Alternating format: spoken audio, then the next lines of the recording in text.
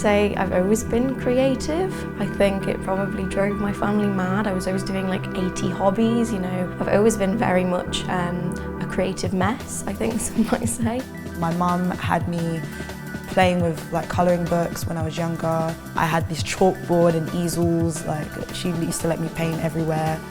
I'd say my creativity first started taking real shape in my early teens, but I've always been creative. Because of my parents' jobs, I was dragged all across the world to different countries like Indonesia, Holland, travelled all across Asia. So the only thing I could really do to entertain myself was draw. I'm an adaptive designer. This was something I developed whilst I was at university and have turned into my full-time career. So that means I make clothing for people with disabilities.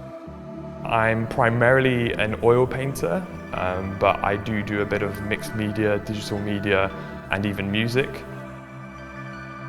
I would describe my creative practice as a photographer, image maker, and I started off looking into my own personal identity through femininity and womanhood, and then I kind of like diverted into my cultural experience, being raised in London, being born in London, and having like a Caribbean heritage. I changed a lot during my time at UAL, and I think I became more confident, and I think it's made me a much more experimental creative. I think learning from your peers, especially watching how others approach a task or a problem, really makes you think, oh, okay, I didn't think of doing it that way, and so your practice massively evolves.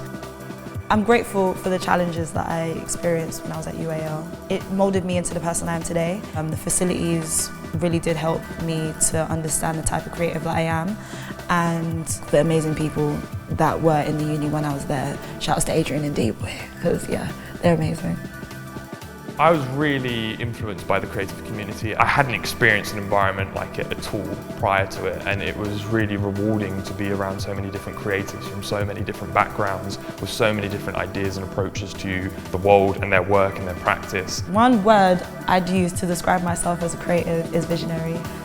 Once I have an image in my head, I do everything I can to make that image a reality. I would say I'm methodical. I plan and I work in steps in order to get the best results. I'd say I'm a very deliberate artist. There's not loads of experimentation because I really like detail. I'm mainly absorbing things in my head, and then there's just a quick burst of loads of content creating.